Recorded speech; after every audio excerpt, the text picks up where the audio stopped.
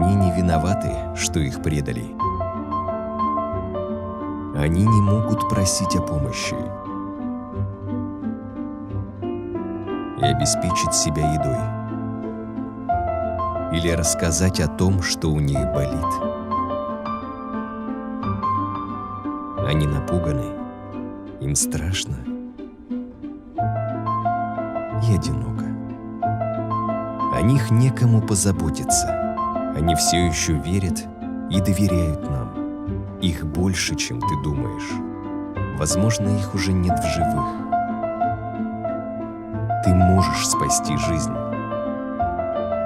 Они ждут тебя.